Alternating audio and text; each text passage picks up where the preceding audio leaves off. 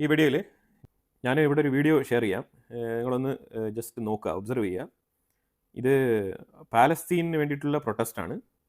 ഇത് ശരിക്കും UK-യിലാണ് ഇപ്പോൾ നടക്കുന്നത്. നിങ്ങൾ വീഡിയോ ഒന്ന് കാണൂ, എന്നിട്ട് ഞാൻ പറയാം.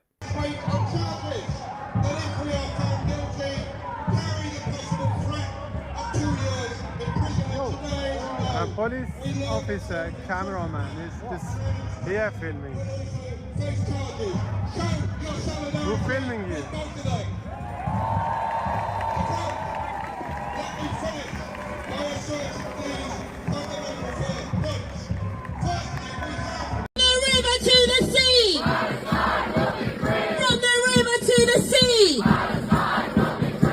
ഇത് നിലവിലെ UK-യിലെ സ്ഥിതിയാണ്. നിങ്ങൾക്ക് എല്ലാവർക്കും മനസ്സിലാവുന്നുണ്ടാവും. ഞാൻ ഇസ്ലാമിസ്റ്റ് ആക്രമണം എന്ന് പറഞ്ഞിട്ട് 2 വീഡിയോസ് ഇതിനു മുമ്പ് ഞാൻ കഴിഞ്ഞ ആഴ്ച തന്നെ ഇട്ടിട്ടുണ്ടായിരുന്നു. അതിലൊന്ന് ബെൽജിയത്തിൽ നടന്ന ഇസ്ലാമിസ്റ്റ് ആക്രമണം. അത് നിങ്ങളെല്ലാവരും കണ്ടിട്ടുണ്ടാവും. അപ്പോൾ അതിനെ തുടർന്ന് ഈ ഒരു ഭീഷണി UK-യിലേക്ക് വരും. കാരണം UK-യിൽ വളരെ എളുപ്പത്തിൽ തന്നെ ഒരു ആക്രമണം നടത്താൻ സാഹചര്യങ്ങളൊക്കെ ഒരുങ്ങിയിരിക്കുന്ന ഒരു സ്ഥലമാണ് UK. കാരണം UK-യിലെ സാഹചര്യങ്ങൾ അങ്ങനെയാണ്. നമ്മൾ അങ്ങനെ ഓവറോൾ വിലയിരുത്തി കഴിഞ്ഞാൽ UK-യിലുള്ള ആൾക്കാർക്ക് തന്നെ ഇത് മനസ്സിലാവും. UK-യിലുള്ള ആൾക്കാർ ഈ വീഡിയോ കാണുന്നുണ്ടെങ്കിൽ നിങ്ങൾക്ക് തന്നെ താഴെ കമൻറ്റ് ചെയ്യാവുന്നേ ഉള്ളൂ. കാരണം ഇത് സ്പെസിഫിക് ആയിട്ട് ഒരു മതത്തിനെയും കുറിച്ചല്ല ഇവിടെ നമ്മൾ വാർത്ത ചെയ്യുന്നത്. തീവ്ര നിലപാടുള്ള വിഷയങ്ങളിലാണ് നമ്മൾ സംസാരിക്കുന്നത്. ഇസ്ലാം മതത്തിലുള്ള ആൾക്കാർ ഇപ്പോൾ ഈ വീഡിയോ കാണുമ്പോഴത്തേക്ക് നിങ്ങൾ വിഷമിക്കേണ്ട ആവശ്യമൊന്നുമില്ല. കാരണം നിങ്ങളെക്കുറിച്ചല്ല ഈ വീഡിയോ. തീവ്ര നിലപാടുള്ള തീവ്രവാദികളെക്കുറിച്ചാണ് ഈ വീഡിയോ. പലരും വിചാരിക്കും ഈ ഫ്രീ പാലസ്തീൻ എന്നൊക്കെ പറയുമ്പോഴത്തേക്കും അവരെന്തോ ഈ ഗാസയിൽ കിടക്കുന്ന പാലസ്തീനുകൾക്ക് വേണ്ടിയിട്ട് അഹോരാത്രം പ്രയത്നിച്ച് അവരെ സപ്പോർട്ട് ചെയ്ത് അവർക്ക് വേണ്ടിയുള്ള കാര്യങ്ങളൊക്കെ ചെയ്തു കൊടുക്കാൻ പറ്റുന്ന രീതിയിൽ ഇവർ പ്രവർത്തിക്കുന്നതായിട്ട് അവർ സ്വയം പറഞ്ഞുകൊണ്ട് നടക്കുകയാണ്. പക്ഷേ ശരിക്കും അങ്ങനെയല്ല. ശരിക്കും ഈ ഗാസയിൽ കിടക്കുന്ന ആൾക്കാർക്ക് ഇവരെ കൊണ്ടൊന്നും ചെയ്യാൻ കഴിയില്ല. അത് ആദ്യം മനസ്സിലാക്കണം. ഇത് പല NGO-കളുടെ ത്രൂ പല രീതിയിലുള്ള ഫണ്ട് റേസിങ്, അതുപോലെ തന്നെ ഇതേപോലത്തെ ഇവർ മൊത്തത്തിൽ ഈ ഒരു പ്രൊട്ടസ്റ്റിന് ഇറങ്ങുന്ന സമയത്ത് മൊത്തത്തിൽ സ്പ്രേ പെയിൻറ്റിംഗ് ആണ്. സ്പ്രേ പെയിൻറ്റിംഗ് എന്ന് പറഞ്ഞു കഴിഞ്ഞാൽ UK-യിലെ നഗരത്തിൽ മൊത്തം എവിടെയൊക്കെ എന്തെങ്കിലുമൊക്കെ കാണുന്നുണ്ടോ അതൊക്കെ ഏതെങ്കിലും രീതിയിൽ ഇസ്രായേലുമായിട്ട് കണക്റ്റഡ് ആണ്, അല്ലെങ്കിൽ ഏതെങ്കിലും വേറെ രീതിയിൽ എന്തെങ്കിലും കാണുന്നെങ്കിൽ തന്നെ ഇവരുടനെ ഇവരുടെ കയ്യിലുള്ള പച്ച, ചുമപ്പ്, കറുപ്പ് എന്നുള്ള രീതിയിലുള്ള സ്പ്രേ പെയിന്റുകൾ എടുത്ത് അങ്ങ് അർമാദിക്കുകയാണ്. അതായത് UK സിറ്റി എന്ന് പറഞ്ഞു കഴിഞ്ഞാൽ ആ രീതിയിൽ അലങ്കോലപ്പെടുത്തി വെച്ചിരിക്കുന്ന സാഹചര്യമാണ്. ഇപ്പം സ്പെഷ്യലി നോക്കിക്കഴിഞ്ഞാൽ ലാസ്റ്റ് 1.5 year എന്ന് വേണമെങ്കിൽ പറയാം. കഴിഞ്ഞ ഒരു 1.5 വർഷം കൊണ്ട് അവസ്ഥ വളരെ മോശമാണ്. അതങ്ങനെ തന്നെ പറയാൻ പറ്റുള്ളൂ. പണ്ട് തൊട്ടേ ഇവരുണ്ട്. 2020-ലാണ് ഈ ഒരു തീവ്രവാദ സംഘടനകളെ നിരോധിക്കുന്നതിൻ്റെ ആക്ട് എഫക്റ്റീവായിട്ട് UK പാർലമെന്റിൽ കൊണ്ടുവന്നത്. ഇപ്പോൾ ഈ പ്രൊട്ടസ്റ്റ് എന്തിനാണ് ഇപ്പോൾ ഇവർ നടക്കുന്നത് എന്ന് നമ്മൾ നോക്കിക്കഴിഞ്ഞാൽ, കഴിഞ്ഞ ആഴ്ച UK പാർലമെന്റ് പാലസ്തീനിയൻ ആക്ഷൻ എന്ന് പറഞ്ഞ ആ ഒരു സംഘടനയെ നിരോധിച്ചിട്ടുണ്ട്. ഇതുകൊണ്ട് UK-യിലുള്ള ഇസ്ലാമിസ്റ്റുകൾക്ക് വരുന്ന സങ്കടം എന്ന് പറഞ്ഞാൽ ശരിക്കും പറഞ്ഞാൽ നോസ്കട്ട് വന്നിരിക്കുന്ന ഒരു സാഹചര്യമാണ്. കാരണം UK പാർലമെന്റ് ഒരിക്കലും ഇങ്ങനെ ഒരു തീരുമാനം എടുക്കുമെന്ന് അവർ ഒരിക്കലും പ്രതീക്ഷിച്ചിരുന്നില്ല. ആ രീതിയിലുള്ള തീരുമാനമാണ് UK പാർലമെന്റിൽ നിന്നും പുറപ്പെടുവിച്ചത്. അത് വന്നപാട് തന്നെ പല സംഘടനകൾക്കും കുരു പൊട്ടിയിരിക്കുന്ന അവസ്ഥയാണ്. അതാണ് ഇപ്പോൾ നിലവിൽ നടക്കുന്നത്. ഇത് എന്തുകൊണ്ടാണ് ചെയ്യുന്നത് പറഞ്ഞാൽ, ഇപ്പോൾ ഈ ബെൽജിയത്തിന്റെ വിഷയം ഞാൻ പറഞ്ഞല്ലോ, ഈ ബെൽജിയത്തിൽ ഒരു ആക്രമണം നടന്ന പാടെ UK ശരിക്കും നല്ല രീതിയിൽ പേടിച്ചു. കാരണം UK-യിലും പല സ്ഥാപനങ്ങളും പ്രവർത്തിക്കുന്നുണ്ട്. ഇവർ പല സ്ഥാപനങ്ങൾക്കെതിരെയും അതിന്റെ ഉള്ളിൽ അതിക്രമിച്ച് കയറി കടന്ന് പല ആക്രമണങ്ങളും കാഴ്ചവെക്കാനുള്ള സാധ്യത വളരെ കൂടുതലാണ്. ഇത് UK മുൻകൂട്ടി കാണുന്നുണ്ട്. പക്ഷേ UK കുറച്ച് വൈകിപ്പോയി എന്ന് തന്നെ എനിക്ക് പറയാനുള്ളത്. കാരണം ഇപ്പോൾ ഒരു പ്രൊട്ടസ്റ്റ് നല്ല രീതിയിൽ രൂപപ്പെട്ട് വരാനുള്ള സാധ്യതയുണ്ട്. കാരണം ഇപ്പോൾ ഈ നിരോധിച്ചിരിക്കുന്ന പറഞ്ഞാൽ ഈ പാലസ്തീനിയൻ ആക്ഷൻ എന്ന് പറഞ്ഞാൽ ഇതിന്റെ ഉള്ളിൽ 3 സംഘടനകൾ കൂടിച്ചേർന്നുള്ള ഒരു സംഘടനയാണ് പാലസ്തീനിയൻ ആക്ഷൻ. ജെർമി കോർബിൻ എന്ന് പറഞ്ഞ പാർലമെന്റേറിയനൊക്കെ വന്നിരുന്ന് പറയുന്നത് പറഞ്ഞാൽ, അതായത് ഈ 3 സംഘടനകളെയും 3ആയിട്ട് തിരിച്ചിട്ട് നമുക്ക് ഒന്നുകൂടെ വോട്ടിങ്ങിലേക്ക് പോയാലോ എന്നുള്ള നിലയിലൊക്കെ പറയുന്നുണ്ട്. കാരണം ഈ പാലസ്തീനിയൻ ആക്ഷനിൽപ്പെട്ട 3 സംഘടനകൾ നിരോധിക്കുമ്പോഴത്തേക്കും മറ്റുള്ളവർ, അതായത് ഫ്രീ പാലസ്തീൻ, അതേപോലെ തന്നെ ഈ പാലസ്തീനിയൻ ആക്ഷൻ, ഈ ഗ്രൂപ്പുകളെല്ലാം ഇതിൽ പെട്ടുപോകുകയാണെന്നാണ് പറയുന്നത്. കാരണം ഇത് ഒരു കൊലപാതക കേസുമായിട്ട് ബന്ധമുണ്ട്. ഈ സംഘടനയിൽപ്പെട്ട ചില പ്രതികൾക്ക് ഒരു കൊലപാതക കേസുമായിട്ട് ബന്ധമുണ്ട്. കേസിന്റെ ഡീറ്റെയിൽസിലേക്ക് പോകുന്നില്ല. ആ കേസുമായിട്ട് ബന്ധമുണ്ട്. അതാണ് മനസ്സിലാക്കേണ്ടത്. അപ്പം അങ്ങനെ ഒരു ക്രിമിനൽ ഒഫൻസ് കണ്ടെത്തിയ സ്ഥിതിയാണ് ഈ പാലസ്തീനിയൻ ആക്ഷൻ എന്ന് പറഞ്ഞ ഒരു സംഘടനയെ നമ്മൾ നിരോധിക്കണമെന്ന് ഒരു തീരുമാനം UK പാർലമെന്റിൽ പാസ്സായി അത് നടപ്പിലാക്കിയിരിക്കുന്നത്.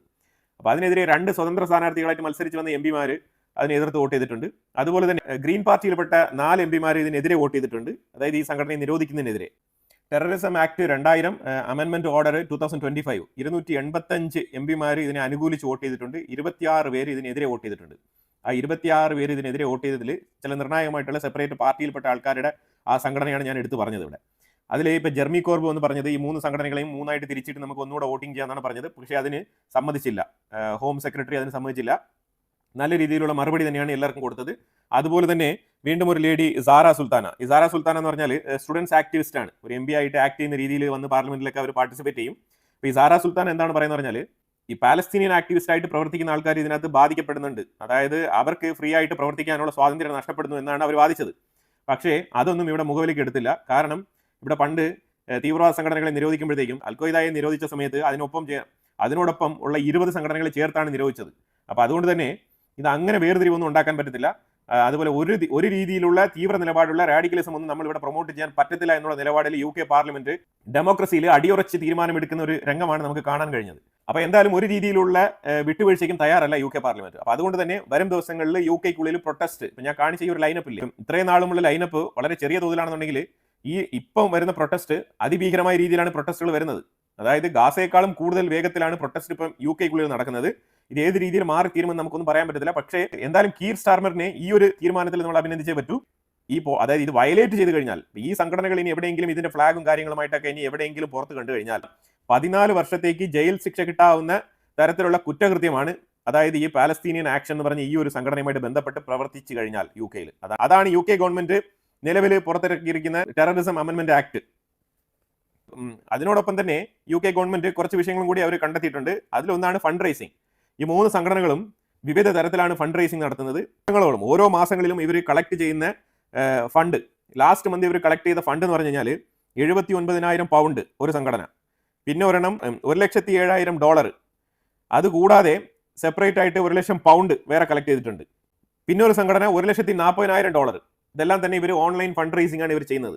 UKയിലായാലും ശരി, ഇവർ പല ആഗോള തരത്തിൽ തന്നെ ഇവർ ഫണ്ട് സ്വീകരിക്കുന്നുണ്ട്. ഇപ്പോൾ UKയിൽ നിന്ന് പ്രവർത്തിക്കുന്ന ഒരു സംഘടനയ്ക്ക് ഫണ്ട് ഇട്ട് കൊടുക്കുമ്പോഴത്തേക്കും അത് ഹമാസിനാണോ അല്ലെങ്കിൽ ഹിസ്ബുള്ളയ്ക്കാണോ എന്നുള്ള തിരിച്ചറിവൊന്നും ആർക്കും ഉണ്ടാവത്തില്ല. ഫണ്ട് പോവും, ആ ഫണ്ട് ഏത് രീതിയിൽ വിനിയോഗിക്കണോ ആ രീതിയിൽ അവർ വിനിയോഗിക്കും. അത് വേറൊന്നിനും ഉപകരിക്കത്തില്ല, തീവ്രവാദം മുന്നോട്ട് കൊണ്ടുപോകാൻ മാത്രമാണ് ആ ഫണ്ട് ഉപകരിക്കുന്നത്. ഈ രീതിയിലുള്ള കണ്ടെത്തലുകളൊക്കെ UKയുടെ സൈഡിൽ വരുന്നുണ്ട്. പക്ഷേ നിലവിൽ UK ഗവൺമെന്റിൽ കൊണ്ടുവന്ന ഈ ഒരു പാലസ്തീനിയൻ ആക്ഷൻ എന്ന് പറഞ്ഞ ഈ ഒരു സംഘടനയെ നിരോധിച്ചത് ശരിക്കും ഫ്രീ പാലസ്തീൻ എന്ന് പറഞ്ഞുകൊണ്ട് നടക്കുന്ന, അതുപോലെ തന്നെ ഗ്ലോബൽ ഇന്തിഫാദ എന്ന് പറഞ്ഞുകൊണ്ട് നടക്കുന്ന സംഘടനകൾക്കൊക്കെ ഒരു തിരിച്ചടിയാണ്. കാരണം ഇവരെല്ലാം തന്നെ ഈ പാലസ്തീനിയൻ ആക്ഷൻ എന്ന് പറഞ്ഞ ഈ സംഘടനയിൽ ഉൾപ്പെടുന്ന ആൾക്കാരാണ്. അപ്പോൾ എന്തായാലും UK പാർലമെന്റിൽ ഫർദർ ഡിസ്കഷൻസ് ഒന്നും ഇതിനെക്കുറിച്ച് നടക്കാൻ പോകുന്നില്ല. അപ്പോൾ ഇനി ഈ സംഘടനയുമായിട്ട് ബന്ധപ്പെട്ട് പ്രവർത്തിച്ചു കഴിഞ്ഞാൽ 14 വർഷം ജയിൽ ശിക്ഷ കിട്ടും UKയിൽ. I oppose the blood-soaked hands of this government trying to silence us. So I say this loudly and proudly on Wednesday the 2nd of July 2025. We are all Palestine. Order! I was in London on the 7th of July in 2007 and I watched my community, this city, attacked by real terrorists. And at that point, rightly or wrongly, I decided I was going to Afghanistan to fight the terrorists.